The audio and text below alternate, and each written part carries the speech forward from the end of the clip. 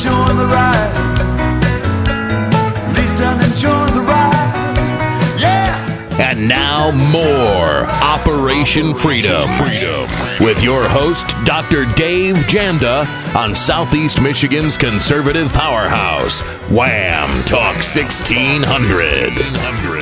Call Dave now at 822-1600. That's 734-822-1600. Welcome back to Operation Freedom, folks. I'm Dr. Dave Janda, broadcasting from our Freedom Bunker here at WAAM Talk 1600. Folks, this show would not exist without our sponsors.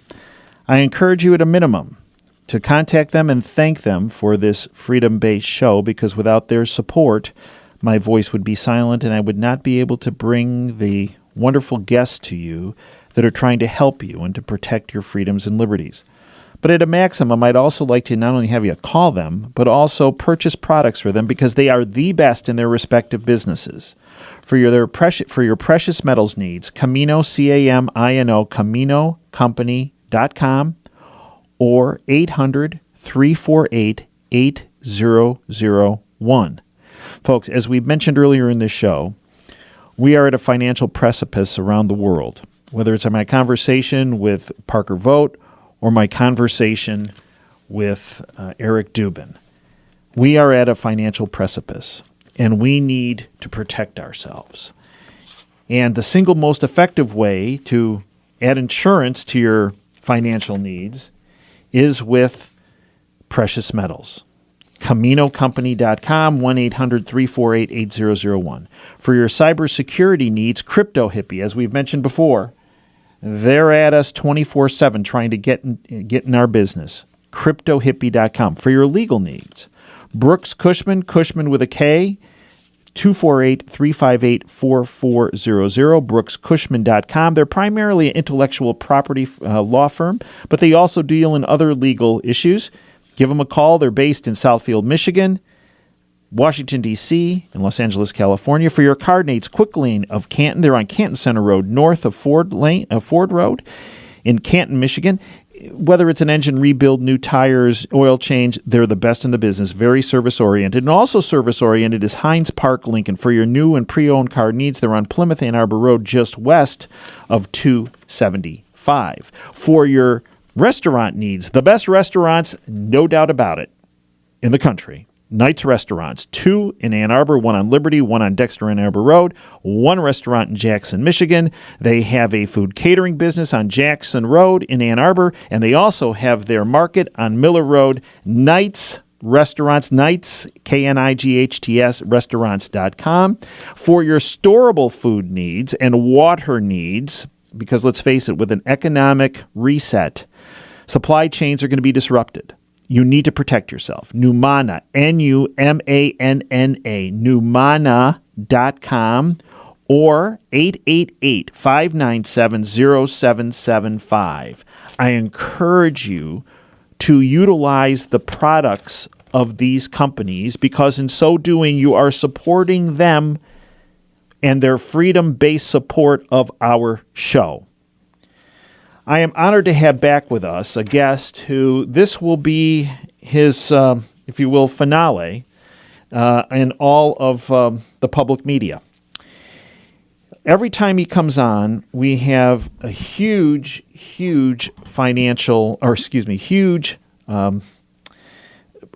feedback of folks saying, look, the information he provides, frankly, was a bit scary on the financial scene, on the geopolitical scene, on the current events side, but doggone if he isn't correct when he predicts something. Nick Ruiz is the lead system architect of Evolution 4.0 system and the Ultra system, and founder of Evolution Consulting. Nick set out several years ago, along with a set of developers, to do the impossible, to design a large-scale data mining system that could forecast future geopolitical and global financial events based upon linguistic analysis in addition to other proprietary methods.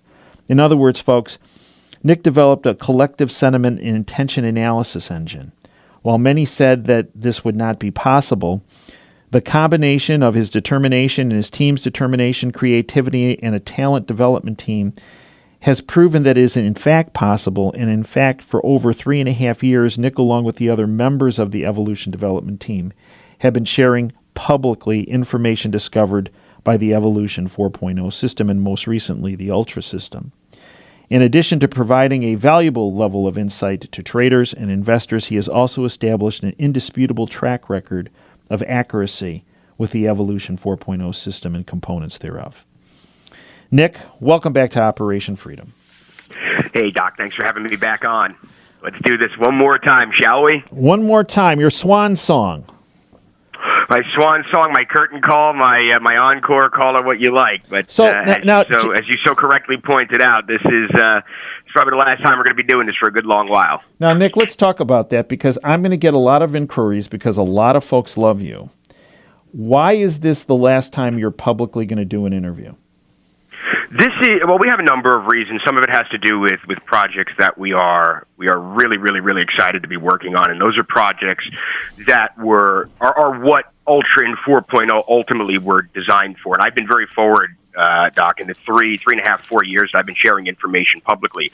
At no point in time did I implicitly or otherwise state that the reason I spent near 10 years building this program was so I could do internet talk radio. That was not the intention of this. Right.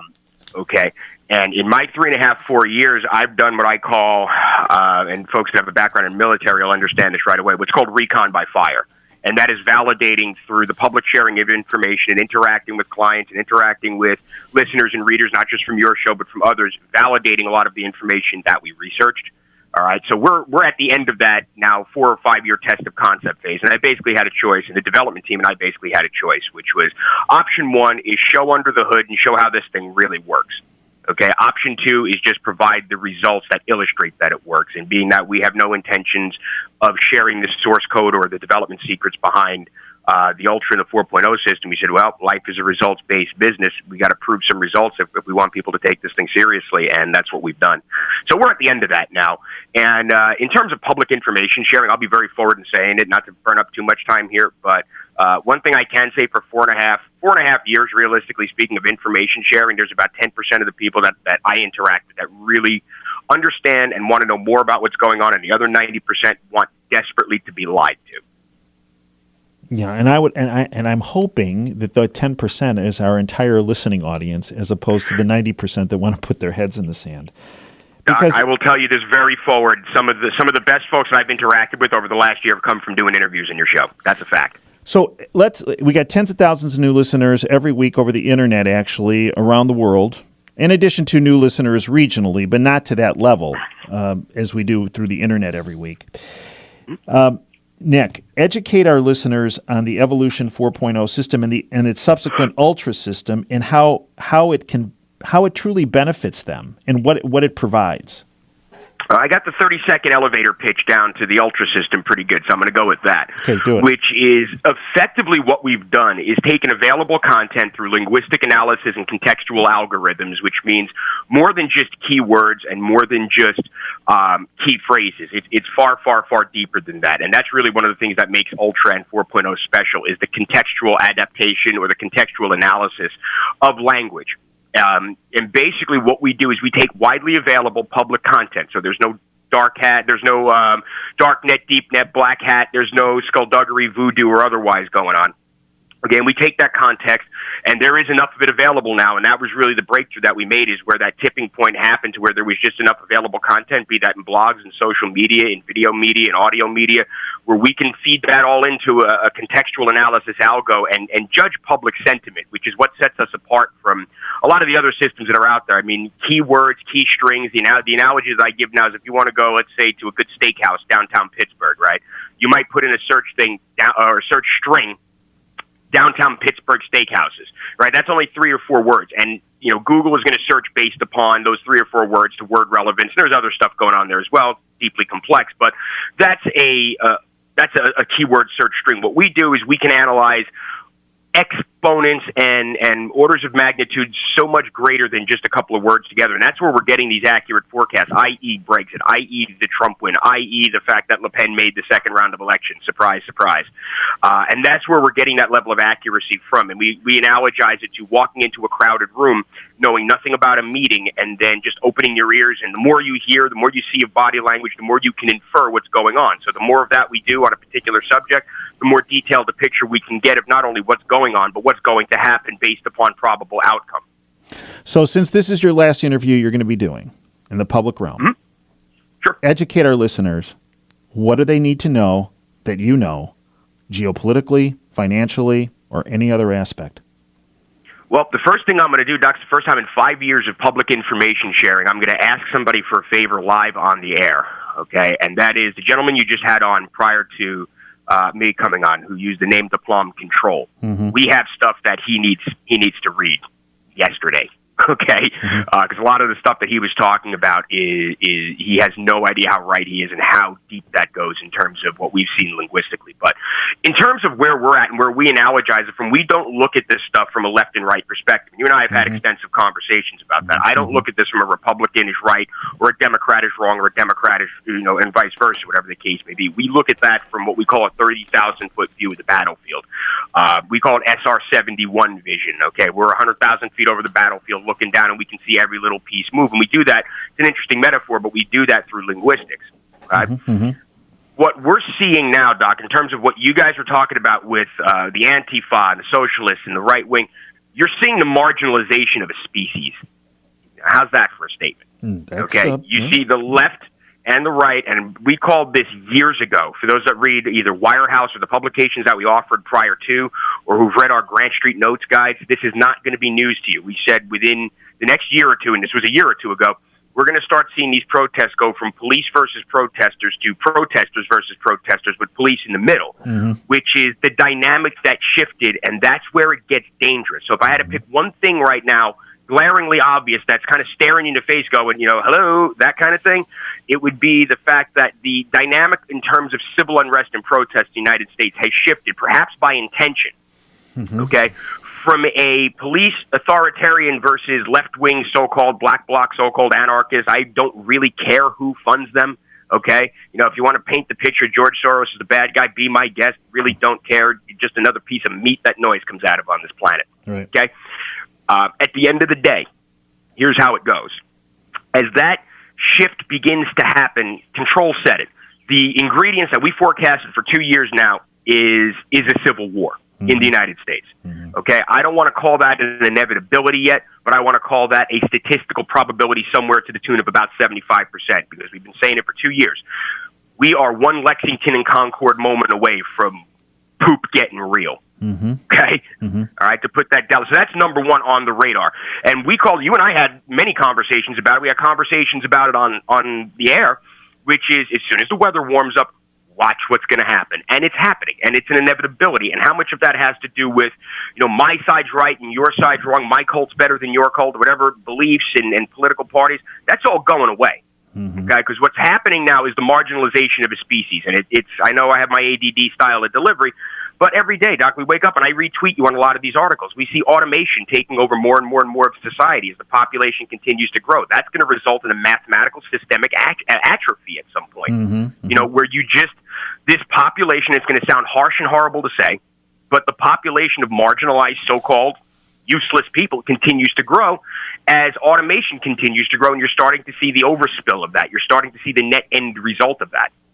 And you also see the net end result of a continually divided nation. Again, perhaps intentionally, or perhaps that's just, chaos in the nonlinear, whatever is next kind of context. But that's what's happening. So on my radar right now he mentioned a lot of the cities that we're watching as well. And, living in Pittsburgh is kind of cool because it's really, I don't know how to put this any other way. It's just a super chill city. I mean, we don't get that kind of stuff here. But New York and San Francisco and all the more, I guess if you want to call it progressive cities, oh, yeah, there's no doubt. It's not an if something is going to happen. It's a when and to what extent and to what degree. And the one thing Control mentioned that I thought was kind of a dangerous assumption, which is only the right wing, the constitutionalists, have the guns. Wrong. Yeah. I know. Right? Yeah. No, I'm with you, man. So That's domestically. What about geopolitically internationally? Internationally, I'm going to go with the fact that North Korea we have a 95% chance that doesn't turn into World War III because it doesn't benefit anyone. Okay? That is, if I were someone truly interested in geopolitics, while that very publicized military parade in the Pacific is going on, and we're all showing off our new toys and our fantastic new hardware, and China's got their new aircraft carrier, I'd be really, really interested in what the other hand is doing. Okay. Anytime I see the other hand being the other hand being in the Middle East. Yep. As Trump continues to ramp up troops in the Middle East and Syria and Iraq, that's all being done very quietly because the stuff that appears in your evening news, is these big carrier battle groups and these Ohio-class submarines in there. It's going to be World War III, and that's if I wanted to distract the public, Doc. And again, I tell you this in absolute confidence. I have a very devious mind. And I know you respect that, but I do. In my devious mind, Doc, if I wanted to keep people's attention away from the Middle East, I'd scare the hell out of them. I'd go, hey, look at North Korea. They're a nuclear superpower, so I can go do whatever I needed to do in the Middle East. All right? We'd be that with or without Russian support. One could speculate if there's an agenda there. But as far as North Korea goes, to me, that is one of the greatest geopolitical militaristic dog and pony shows, and we're watching Trump just play it masterfully. Let's talk financially. Sure. What last public interview? What do people need to know? Because I'll tell you, Nick, there are a lot of folks that say, I look at the economy and all these stores are closing in my town and things are really bad and we have all these people on food stamps and our national debt is terrible. But yet the stock market keeps going up, and the things that are supposed to protect me as insurance, like gold and silver and precious metals, they're just not doing the job. All right, this is going to be cool. I like this. This is like the lightning round, man. Yeah. Here's the deal. In terms of why the market's going up, back in 2014, 2015, and I may have mentioned him on the air before. I'm not going to mention him by name, but I spoke to someone that listened to a lot of the doom and gloom crowd around Dow 15,000. And that was it. Dow 15,000, all hell was going to break loose. It's going to be the SMEDA, the Schmuda, whatever you want to call it, right? And he listened to it, unfortunately. Right. And he lost a lot of money. Yeah. And I've had 2-hour and 3-hour conversations with this guy, and he's one of the reasons, or guys like him are the reason I continue to do this publicly as long as I did. If he's listening, he knows who he is. Kudos to you, sir. But in the meantime, the market's going to keep running, okay, predicated upon the fact that I don't think people really understand just how much liquidity is out there. And the fact that Trump, at some point in time, is going to make it okay for companies like Apple and IBM and all your big monster corporations out there to start repatriating their capital at a 10% tax. I'm sorry, if I got a couple of billion or $1 trillion offshore and all I got to do is pay 10% to get it back in the States, I'm going to do it. That's a deal. Sold. I'll have at it. Okay, so that liquidity coming back in, that liquidity that's going to ultimately wind up in capital markets, that liquidity that's ultimately going to end up in the real economy, that's where we got Dow 28,000, amongst other things. The rampant printing of currencies, your continually low interest rates, which is why I laugh. After 10 years of ZIRP, what's the Fed going to do? Another 25 basis point raise? Whoop-de-doo. Yeah, right. Wow, that's great. That's your quarter turn on a fire hydrant bolt that's been open for 6 weeks and it's flooded the street already. That's really all it is. But in terms of where we got Dow 28,000, this is not stuff we made up, for no apparent reason before we came on the show. This is research, and you've seen it. A few other people have seen it that we've made. In 2014, we said that we're feeling like we may be on the low side of that estimate at this point. Is that this is the get what you can get while you can get it period of time. This is all that money that was printed through ZIRP and NERP and TARP and QE 1, 2, 3, 4, and I lost count after that. Mm-hmm. Okay, all that's coming back. All those U.S. dollars at the same time that the U.S. dollar is being seen as increasingly, more unattractive as a world reserve currency, and all that money has to go somewhere. And it's been said, I'm not going to take credit for what I'm about to say here, but, the number one exporter of the United States over the last 10, 20, 30 years, one can make the argument, is the U.S. dollar, paper. Exactly. So markets are going to keep running. Precious metals, those that are wondering why precious metals aren't performing, go ahead, sell it.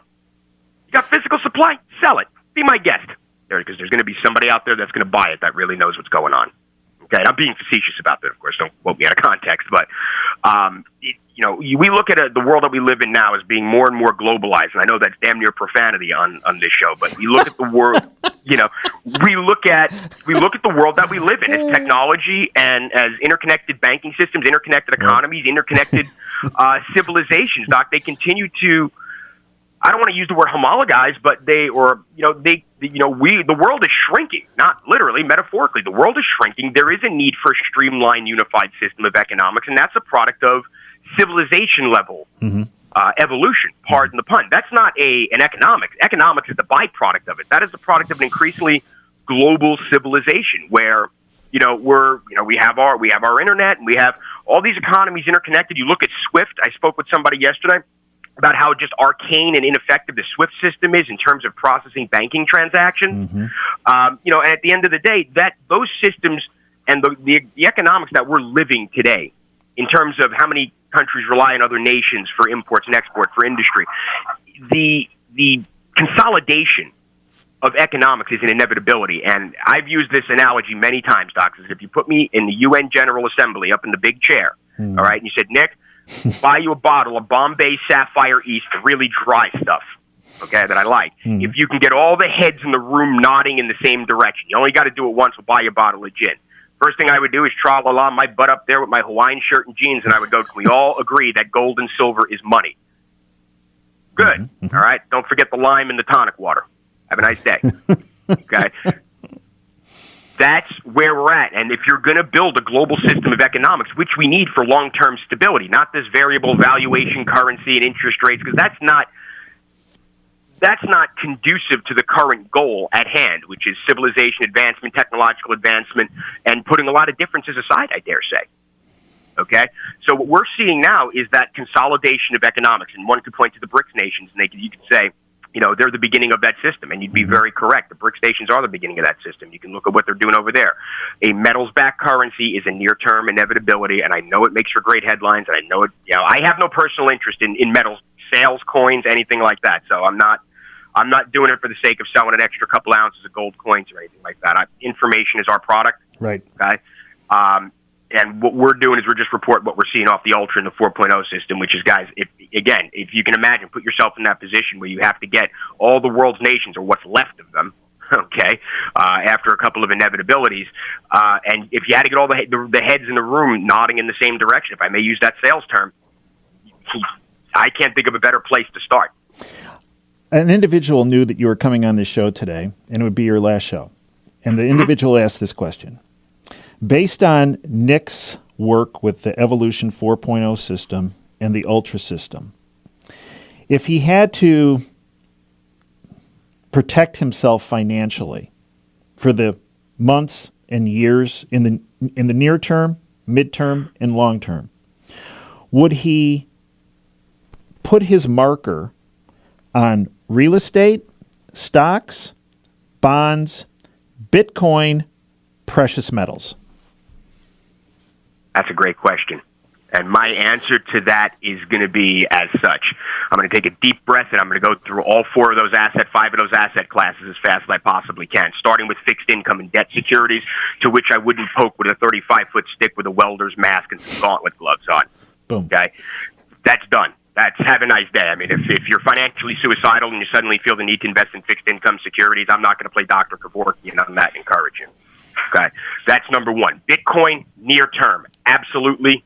Why? I've called it a fad, and I know I can hear the Bitcoin fanboys out there seething. Okay, I call it the digital tulip bulbs in Amsterdam. In the near term, that is a great forex trade, because as currencies begin to implode, okay, you're going to need that. You're going to have the run up in that before an inevitable run to zero. Real estate, I don't know enough about it to say yes or no. Gold and silver is the ultimate answer. Near term equities absolutely ride the inflation higher. Okay, specifically the defense sector. So I hope that's the fastest answer I've ever given to a question. You're awesome, Nick, and I'm going to miss you.